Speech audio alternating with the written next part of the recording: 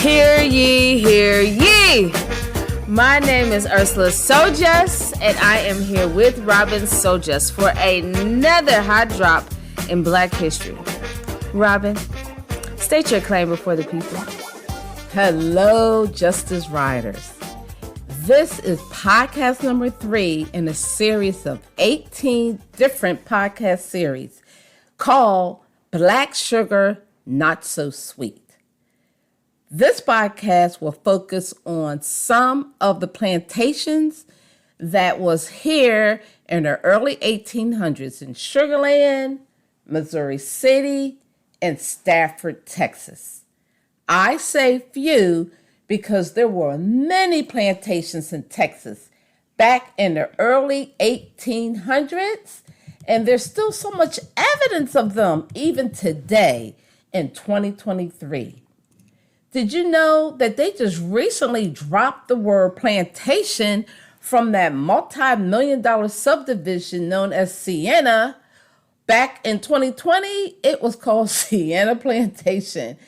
And that is only about 15 minutes from where I live in Sugar Land. That land was known as the Arcola Plantation. Arcola was one of the worst sugar plantations back then. And when I say worse, not in terms of making money, but in terms of the way they treated the African American people. We will learn about the Arcola Plantation during this podcast. Again, this podcast focuses only on a few of the plantations in Fort Bend County. So, Robin, I know that there is a difference between farm and plantation, and sometimes those two words can be played with to benefit those who may have caused harm. So can you give us a definition of both? Yes, good question, Ursela S.O.J.E.S.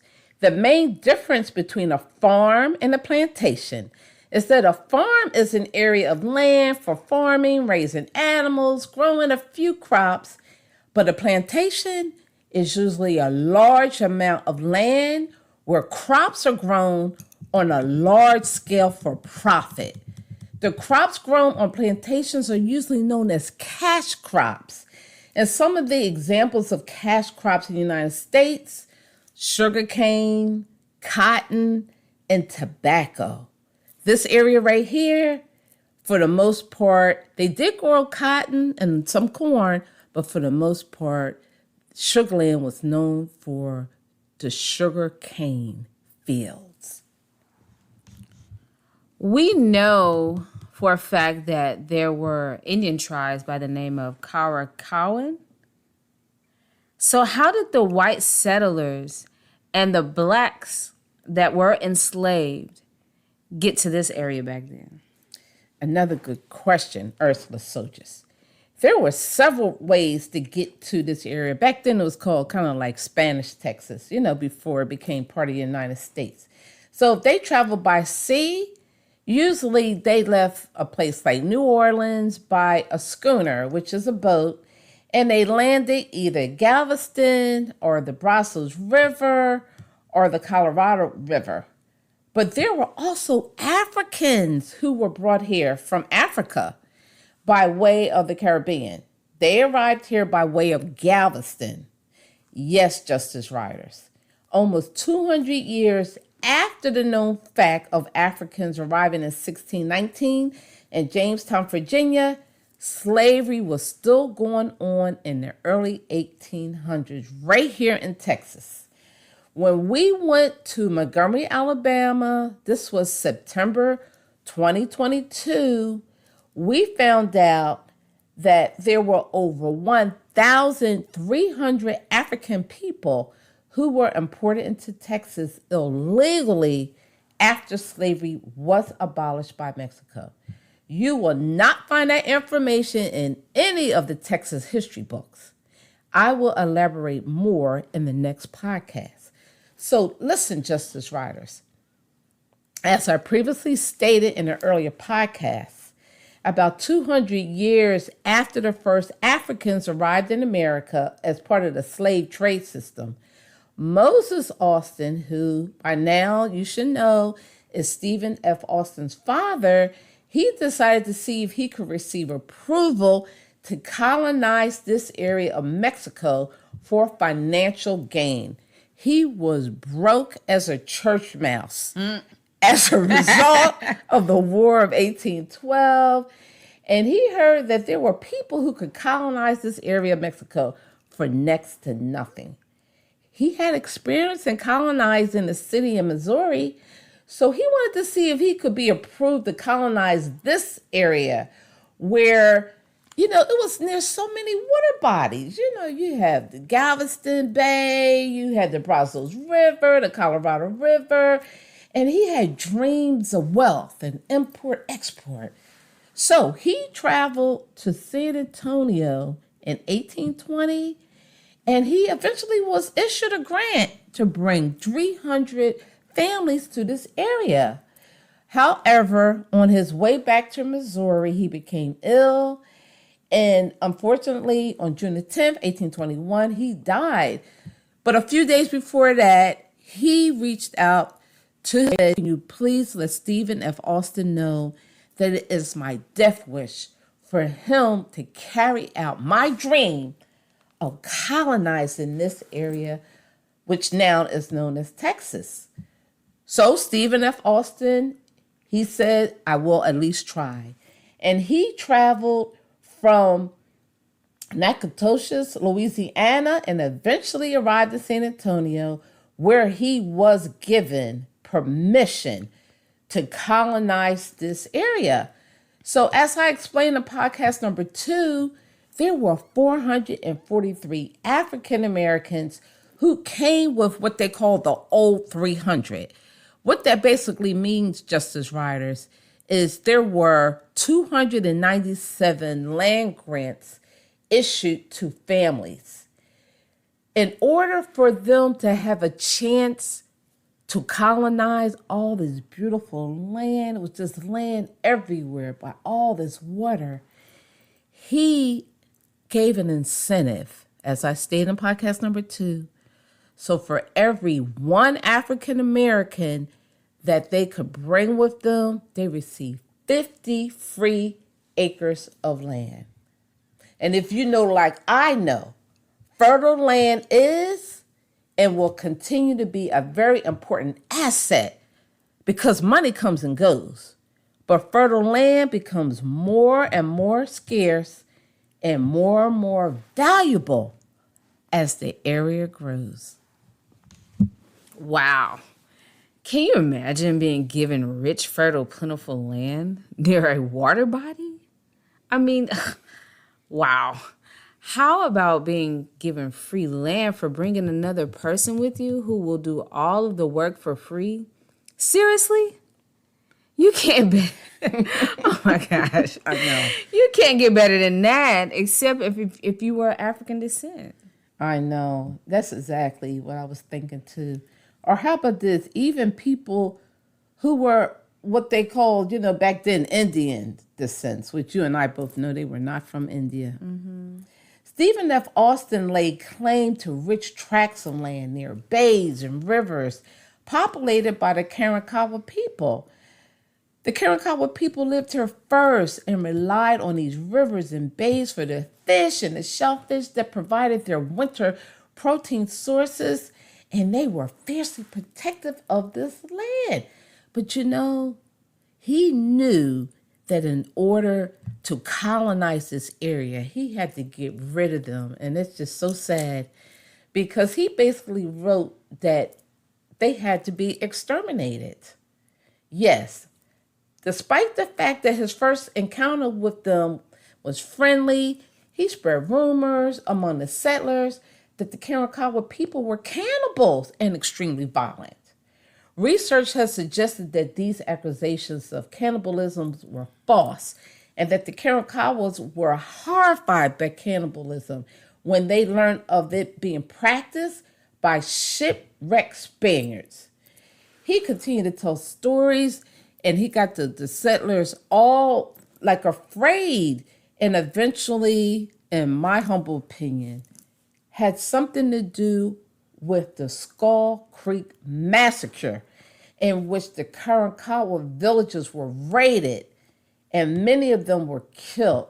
As a matter of fact, in about 1825, Stephen F. Austin ordered all the Karankawa people to be pursued and killed on sight. Are you serious?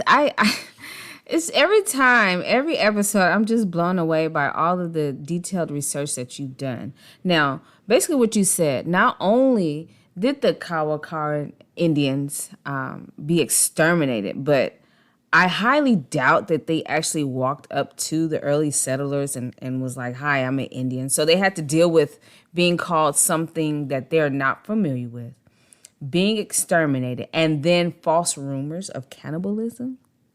Are you serious? Yes. Ursela soldiers, I am.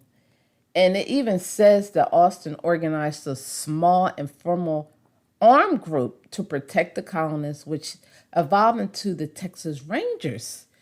And so they were doing all they can to grow this area and make it into what they call Austin's colony.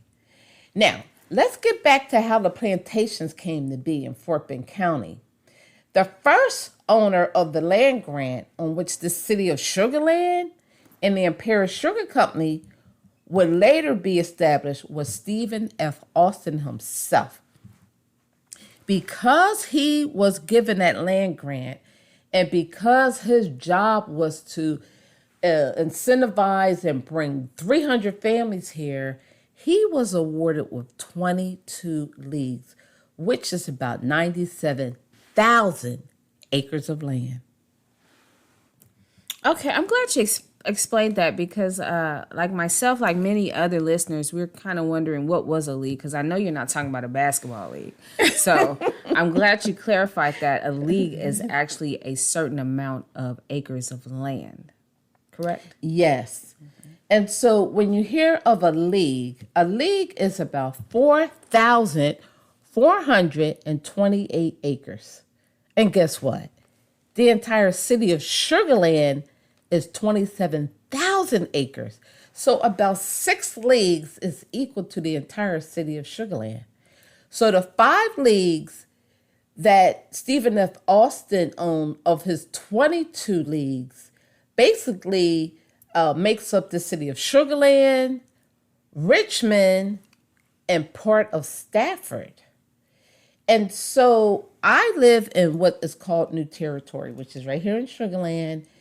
And later on in the podcast, you will see that portions of New Territory sits on what is called the Battle League and the Hodge League. The Imperial Sugar Company sits on what was called the Williams League, which is only 5 minutes from where I live. So 5 of the 22 leagues were located near Oysters Creek and what is now eastern Fort Bend County. Now, just have to sort of put this in context of a timeline. In 1828, Stephen F. Austin gave away 5 of these land grants, as I stated, which is Sugar Land, part of Richmond, and Stafford. The 5 land grants went to Jane Wilkins, Jesse Cartwright, Mills M. Battle, Alexander Hodge, and Samuel M. Williams. It is written that he awarded this land grant to Williams for his service to what is called Austin's Colony. So Justice Riders, just so that you have a point of reference, Sam Williams' land grant was long and narrow. It was about 7 miles long from south to north. The south boundary being the Brazos River, the north boundary being where the Covington Woods subdivision is located. It was 1 mile wide from east to west, with the east boundary being where Colin Bank was located, and the west line being where the now called Plant and Highway 6 intersect. And I will have a picture of these leagues as part of this podcast. So Justice Riders, we're going to start with where the Imperial Sugar Chart House sits today, which is on Sam Williams' original league. That land was once called the Oakland Plantation. It was named that by Sam Williams because of the various oak trees on the land. Williams never used the land to harvest sugarcane, but his brother Nathaniel and Matthew did. So let's set the record straight. The league that was given to Samuel Williams is where the Imperial Sugar Company was located. It is part of the city of Sugar Land, right along with the leagues given to Battle and Hodge, and was given to him in 1828 for his services to Stephen F. Austin. In total, believe it or not, Sam Williams was given 11 leagues. That's about 49,000 acres of land. I truly don't believe he grew sugarcane on that one league that he sold to his brother Nathaniel.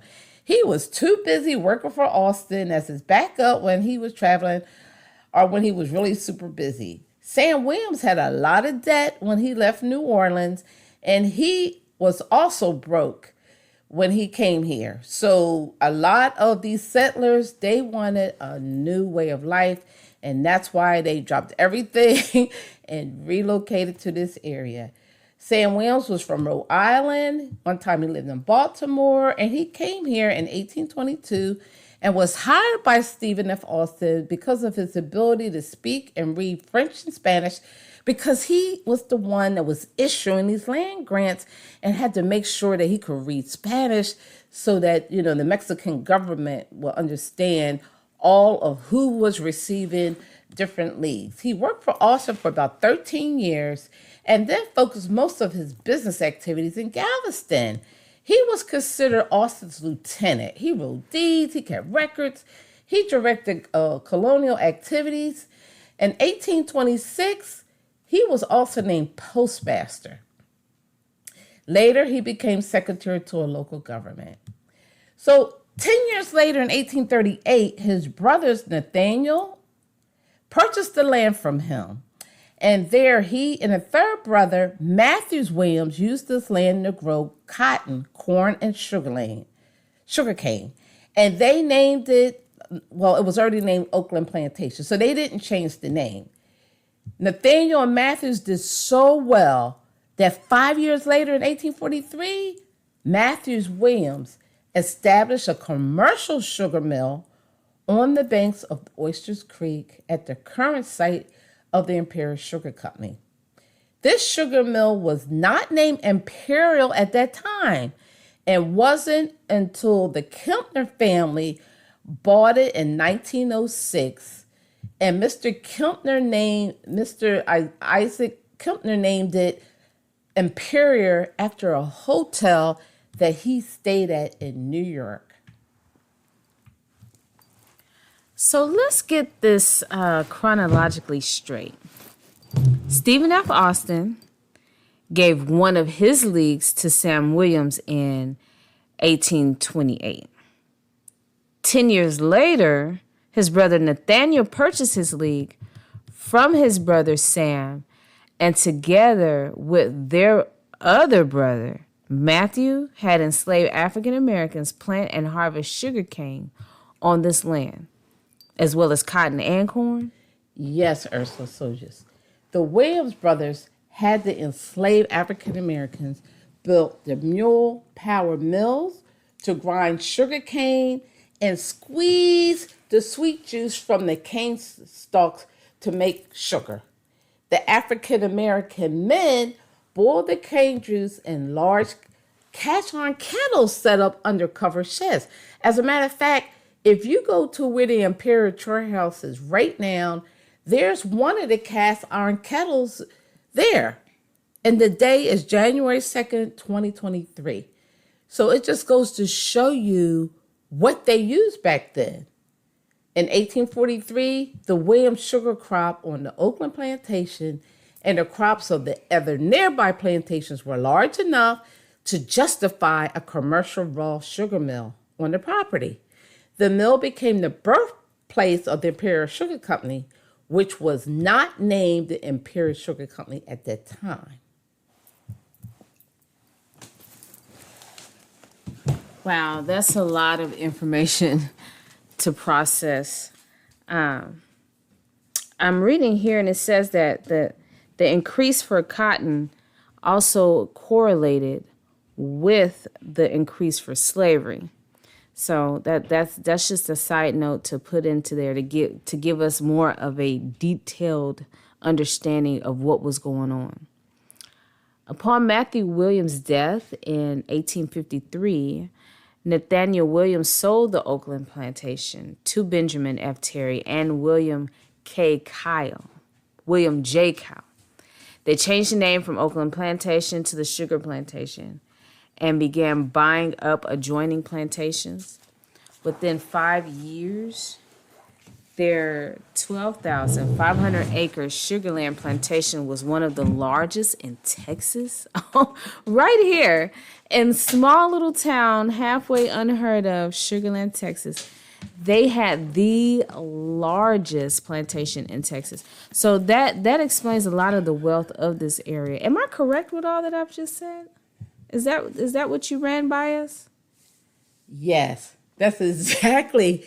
Now you're starting to see what I'm just learning as well. So just as writers, the Sugarland plantation was eventually bought by Edward Cunningham and Little Barry Ellis. And these two men, after the Civil War, they are the ones who grew this into a sugar empire. They actually had a sugarcane refinery here. They had railroads, post office, a paper mill. And they actually used the labor of African American men who were wrongly sentenced to do the hard labor, because this was after the Civil War. So there was no more slavery due to the 13th Amendment. But like I talked about in podcast number 1, there was that loophole that if there was a crime, they were allowed to punish people by doing hard labor, which is so unfair and was the beginning of mass incarceration. So now you know about that first plantation called Oakland, which was later called Sugarland Plantation, and eventually in some books called Cunningham Plantation. So the next plantation that I'm going to talk about is one that was in Stafford. And that one, believe it or not, was ran by William Stafford. And he also received one of the leagues from Stephen F. Austin.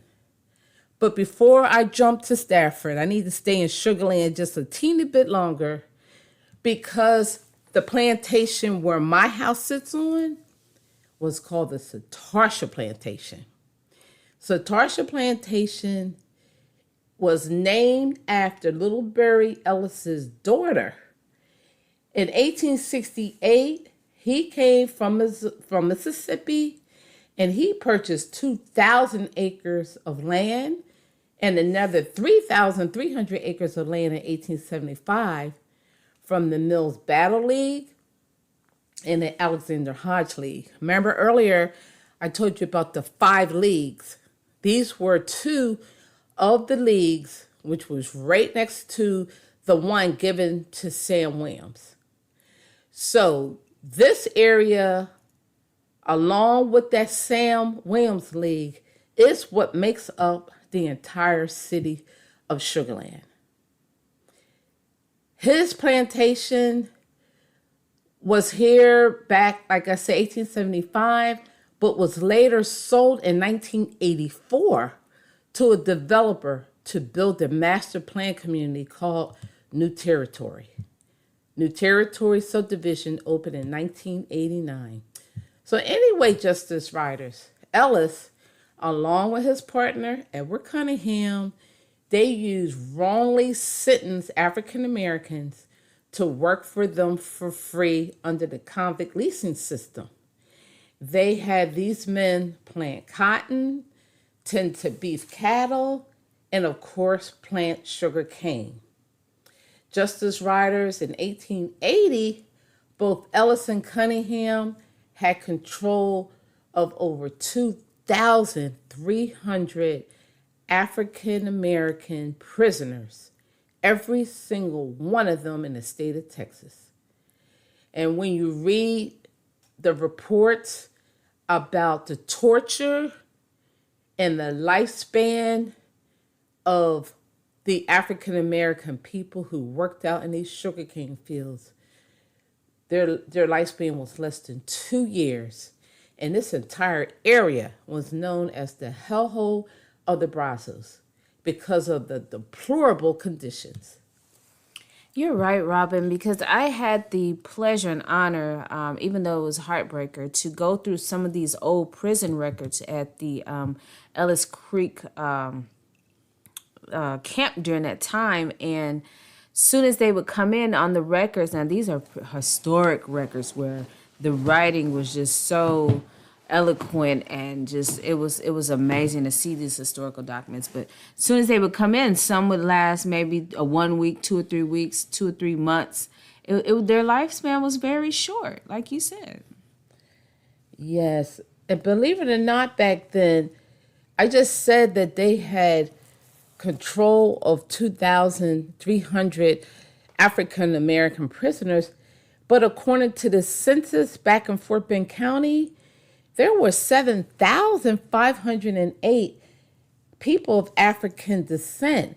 So there were free African Americans who lived in Sugar Land and Stafford and Missouri City back then. About how many did you say? So according to the census of 1880, there were 7,508 African Americans in Fort Bend County. And the total was 9,380. So we were 70% Fort Bend County in 1880. Wow. This whole area was predominantly black. Did not know that. Never heard of that. Yeah. So yeah. And so then one of these podcasts I'm going to talk about how they kicked us all out. Right, because there was that battle of Jayberg and Woodpecker, right? Okay, so that is another podcast. There was a battle there when they kicked out the black politicians, but all the people who lived here, they kind of kicked them out too, because you will see that they were not the ones working for the Imperial Sugar Company when it became modernized and they had all those little houses over there over in Highway 90. Yeah. So what happened to the 7,508 people? We're going to talk about that in a future podcast. Can't wait for that. So Justice Riders. We already talked about the Oakland Plantation, which later named the Sugar Land Plantation. And then it was also known as the Cunningham Plantation, and eventually sold to the Kempner and Eldridge family, who incorporated the sugar company into what is known as the Imperial Sugar Company. And then I told you about the Sojesrobin Plantation, named after Littlebury Ellis's daughter. And just to let you know that the middle school in New Territory that my son attended is named after his daughter, Sojesrobin Middle School. They don't care. No regards for how that will make the African American people feel after they find out where the name came from. Well, anyway, let's talk about the third plantation, which is known as S.O.J.E.S Plantation. Remember I told y'all about the 5 leagues that make up Sugar Land: Hodges, Mills, Williams, and Richmond was Wilkins and Cartwright. Those are the 5 league owners. So one of these leagues was given to Alexander Hodge. So you're saying Alexander Hodge, he one of the leagues was given to him. So tell me how. Okay, I'm trying to wrap my head around this. This is a lot of information. So one of these leagues was given to Alexander Hodge. Tell me and the Justice Writers about him. Okay, I could tell you a little bit about him based on what I read. Alexander Hodge was from a small town near Harrisburg in Pennsylvania. Justice Writers, y'all know I'm originally from Philadelphia. So I was a bit surprised to see that he traveled all the way down here to. It had to be so. Excuse me, Rob. It had to be something about Sugar Land, Texas. No. It had to be something about Fort Bend County, where all these people came from all over to this little small town. Yeah, not only that, Ursula Sojes, they even came from outside of the country. Yes. So it wasn't just the United States. Some of them came from Europe to be right here to colonize this area. Because, see, they knew about the money of when you can refine sugar. It wasn't so much the cotton. Sugar was definitely in a demand. That's what it was, because we ended up being the largest producer of sugar in the United States. Okay. Sugarland. Got you. This little teeny tiny town. The pieces of the puzzle are coming together.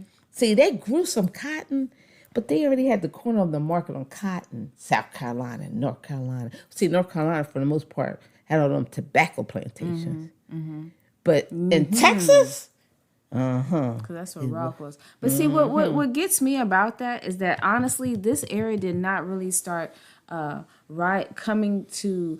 It didn't start building like it should have until about 20 years ago. And that's really sad because you have a lot of communities surrounding the area that are very poor, a lot of minorities who are highly possible descendants of these very convicts or named convicts that were leased out in this area. Yes, and I have to ask Ursela Sojes, not just the convicts, but the people who lived on them plantations. Exactly. Because like I said, there were over 7,000 of them here. And only 2,300 were the convicts. Yeah. So you still got 5,000 of them that was here. And like I said, they're still here. And you know what? Fort Bend County is the most diverse county in the United States right now. This is 2023. So you had Alexander Hodge, who was from a small town near Harrisburg. He lived in South Carolina, Georgia, and Arkansas. And that's where he met Stephen F. Austin, because he also lived in Arkansas at one time. He served as a judge in Arkansas. But in 1824, he and his family, because you know Stephen F. Austin probably told him, you come here, you're going to get this free land for every African American that you bring, which he did bring 7. And that's in writing that he brought 7 African Americans with him. So you say 7 times 5. He had 3,500 acres for free just with that. And so his league was located right on the Brazos River in Oysters Creek, right here in Fort Bend. And he named his plantation Hodges Bend. And this Hodges Bend was situated on the road running from Fort Bend to Harrisburg, not Harrisburg, Pennsylvania, Harrisburg, Texas. And it was a favorite stopping place for William B. Travis, James B. Bonham, and other persons of prominence in Texas history, as well as unknown travelers. And so I tell you, there's just so much information about all the leagues that was in Fort Bend County. We're going to put a map of the leagues because I'm talking a lot about the leagues. And until you see the names associated with the leagues, it may seem a bit confusing. So I did have a chance to look at one of the map leagues, and I will be posting this soon. It said that William Stafford had a league. Did he have a plantation too? Yes, Ursela Sojes. William Stafford, who was from North Carolina, he was given a league and a half. So that means that he had about 7,000 acres. Because remember I said each league was 4,428 acres. So if he was receiving a half, that's another 2,200. So his league was right near Sam Williams' league. And that's why Sugarland is right next to Stafford. Well, anyway, William Stafford named his plantation Stafford's Point. And believe it or not, he had the first sugar mill in Texas, which was located near where Dulles High School stands today. The census lists William Stafford as a farmer and stock raiser, as well as having a son and a daughter, 2 servants, and 8 enslaved African Americans, who you and I both know were the ones that helped them with everything from business to family for free. His plantation did well for 10 years. Unfortunately, due to the tension between Mexico and the settlers at that time, a war broke out. You know the whole thing about the massacres at the Alamo, Goliad in March 1836. William Stafford, however, was not at Stafford's Point at this time when all this fighting was going on. Because in June 1835, he became a fugitive because he murdered a man named Moore, and he left Texas. What? Yes, Ursula Soldiers. On April 15, 1836, while many families were on the run from the turmoil due to the war, a few Mexican soldiers stopped at Stafford's plantation to rest and to eat. William Stafford's wife, she was on the run. They call it the Great Escape and runaway escape. And she left. But excuse me, Rob, you know there is a street or subdivision called Stafford Run. I just wonder if there's like a correlation. I don't know. Probably I'm is. just throwing it I in bet there. it is. Oh, wow. Because like I said, you come here to Sugarland, Justice Riders. If y'all come to Sugarland in 2023, you will still see subdivisions with the word plantation. You will see the prison system. You will see the Imperial Chart House. There's so much evidence of plantation and enslavement here. It is just unreal. So when the Mexican soldiers stopped at Stafford's plantation, when they left, they burnt down that sugar mill and the cotton gin houses and their residence. I still can't believe that he was a murderer. Like, he actually murdered somebody and they named the city after him. But see, and I find that, and just not to be ugly, but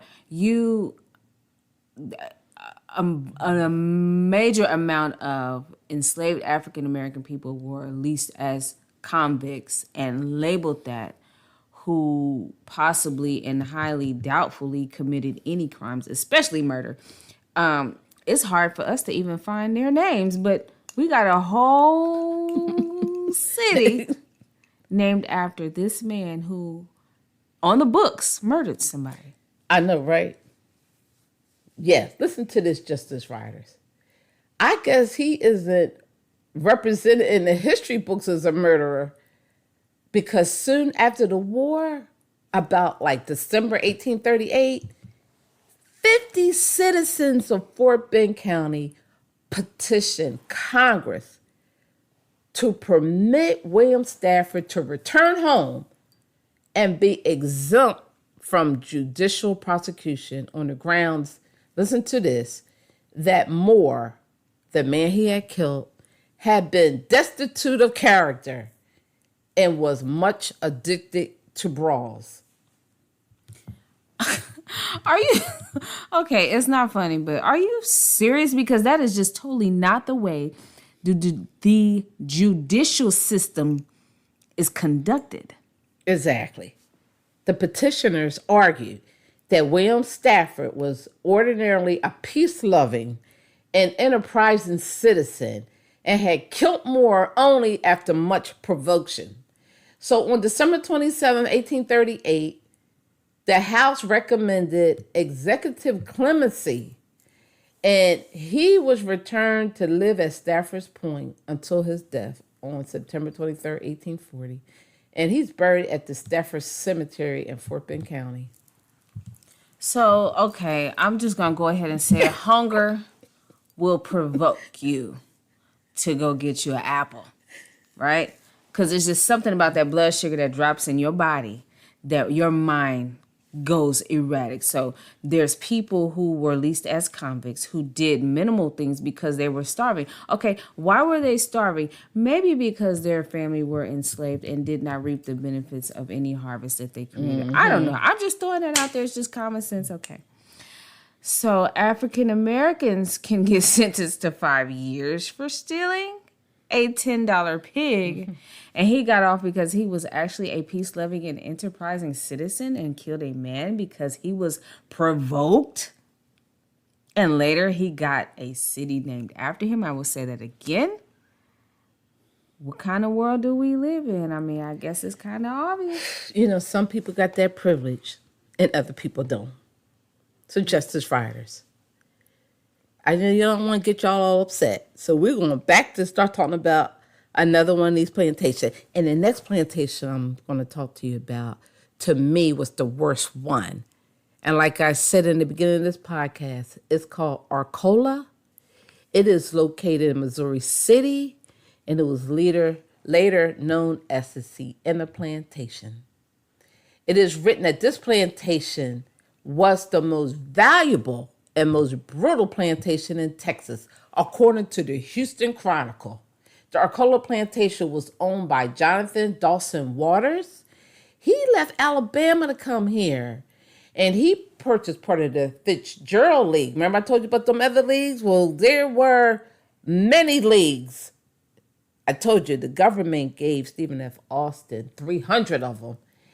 And it was written that the Arcola Plantation was the largest cotton and sugar plantation in Fort Bend County, and it included a sugar mill and a brickyard because the African Americans even made the brick that was used to build everything. And that was around 1849.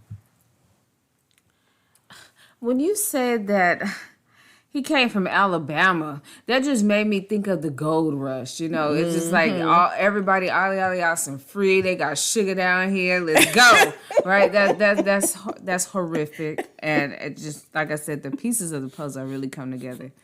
So since this was the largest plantation in Fort Bend County, about how many African Americans lived there? You know what, Ursula? Soldiers, that's a good question. According to the 1860 census, they said that he had 216 enslaved African Americans living and working on the Arcola Plantation. Somewhere else I read that the number was up to 500. But you got to go with what's in writing. And if the census said 216, then I guess we got to go with 216. And it's also written that he was the third largest slave holder in Texas. Listen to this, Justice Riders. You know, we already talked about Stephen F. Austin, and I didn't tell you that he ended up in jail in Mexico. And then we talked about Stafford. He done murdered a man, and he ended up going free. But Waters was also in prison as a result of the Meyer expedition. After he was released, he continued buying land, including plantations from his nephew. So like Stafford, who was a murderer, and Sam Williams, who escaped debt in New Orleans, and even Stephen F. Austin, who was put in jail in Mexico, Waters served time too and still got to buy land. And he built one of the largest sugar cane businesses in Texas. It is written that by 1860, Waters had one of the largest plantations. And listen to this one. So Justice Riders, hold on to your seat. Hold on, put the seatbelts on. Because he was considered the wealthiest person in Fort Bend County. Wow. So it just... So basically all that you just said, it told me that criminals ran the biggest, I won't call it a heist, but biggest business that imported goods, a good that is parallel to cocaine. Is how addictive it is. So you know, It was flipping, it was spinning, it was selling. Girl, yes. And I'm going to read this to you. And Justice Riders, on this one, I want y'all to do research on what I'm about to tell you, because this is a quote from Waters. He said this in 1850. I have no doubt that I shall make at least 300 hogsheads, averaging 1,500 pounds to the hogshead. My cane is fully equal to that of last year. I am now making from 8 to 10 hogsheads every 24 hours and have a sufficiently of hands to grind all the time, night and day, never stopping except to clean out the boilers. Now, what's a hog head one more time? A hog head is a measurement. It's like a barrel that you could put like molasses in, or you could put like the sugar cane juices in. And that's how they measured like stuff like sugar, which was The a amount of commodity. sugar. Yes. So he's basically standing firm by the fact that he can make the most and best sugar cane and have the best or most amount of people at his disposal. 24/7, day and night. And the only time they're stopping is to clean out those boilers. And so, Justice Riders, I want y'all to take this down as a reference. Go to Johnson, W. R. 1961, A Short History of the Sugar Industry in Texas. Texas Coast Historical Association. Volume 1, 1961, Chapter 26. Because you're going to see the actual quote that he had these African American people working 24 hours a day. And it's written that the only thing he gave them was corn mush. Didn't even feed them right. And I wonder where all those bodies are. Because I heard somewhere that they never did recover any of the bodies before they built that Sienna plantation. That is one of the most beautiful subdivisions really in Missouri City. And they're not. And the sad part about it is they're not trying to uncover it. You know, thank God that the fellow who discovered these bodies over here in Sugar Land said something, because I can only imagine of all who don't say something. You know. Yeah. And it's just this is heartbreaking. But we need to learn this truth. I know. Justice Riders, I got to lay this on you because I already talked about William Stafford being a murderer. Listen to this. In 1847, Waters was involved in a dispute over property with a man by the name of Colin Cox. With several friends accompanying him, he went to Cox's house and shot him unarmed right in front of his wife. It was never brought to trial for the murder. So it must be nice to have privileges. How lawless can that be? You know, it's too much to handle. And he eventually purchased a mansion that was in the historical Galveston Homes, the Waters Moody house. And he left, listen to this. So then that explains the relationship that Galveston may have with this particular area. Oh, yeah, a lot of stuff on Galveston. Like I said, Sam Williams, he did all his business in Galveston. The Kempner family, they all from Galveston. You got this man, he house in Galveston. And listen to this. Upon his death, the Ursela plantation went to this man by the name of Thomas Pierce. And then eventually to another man, his name was T.W. House. And he had 35 African-American prisoners working for him. But I have to tell you this, that by 1910, that particular plantation was among the remaining 6 plantations who milled sugar with an annual output of 4 million pounds of sugar. So they ruled this whole area between Sugar Land, Stafford, and Missouri City. This whole area was known as the Sugar Bowl of the United States. This little teeny tiny town of Sugar Land. And it don't look like it. It really honestly didn't look like much of nothing until 20 years ago, and that speaks volumes. I mean, because whatever was made within, you know how we have now, like say for instance, you're a stakeholder in this particular area, you're paying your taxes, you're pouring back into what you make outside, or whatever your income is, you still have to pour it back in to the community you live in. Yeah. That did not happen when it came to this sugar. And you can see it. Yeah, I know. The reason that it's built up now, I mean, they made the money and it's somewhere. But sure not here. Yeah. No, I hear you. And Justice Riders, I do have to add one last plantation. There were many, many plantations. For the sake of time, I know we went way over the 20 minutes, but it's just so important for you to know the history of the sugar industry in the United States of America because it started right here in Fort Bend County, Sugarland, Stafford, Missouri City. But you got to hear about this last plantation because this one that blew me out the water. Okay, but let me just go back. Yeah, they made the money. It is here somewhere, but they did not reinvest it as they should have. Let me say it like that. I agree. Mm-hmm. No, I agree because this town, like I've been here for what, 26 years, and it still feels dated. Yes. It feels dated. I mean, we just got one Starbucks like 2 years ago. And then we got H-E-B, and then we used to have Randall's that they closed, and it's just doesn't have the feel of like a progressive town. At all. People still had to go all the way to Houston to get whatever they needed. And to some degree, they have to now. I know. We got that one super Walmart. Mm-hmm. So we kind of like live in there. And we got one little teeny tiny Target. Yes. So you're right. Yeah, it still doesn't feel like it's the Sugar Bowl of the United States. It's like, what are you waiting for? What are you hiding? Now, Justice Riders, I have to tell you about this last plantation because you're going to be amazed by this fact that I found out. This one is called the Dew Plantation, and it's located in Missouri City, and it's where the Quail Valley subdivision is located. Believe it or not, if you do a Google on the Dew Plantation, the house is still standing there, like what was considered the big house. It's still there today in 2023.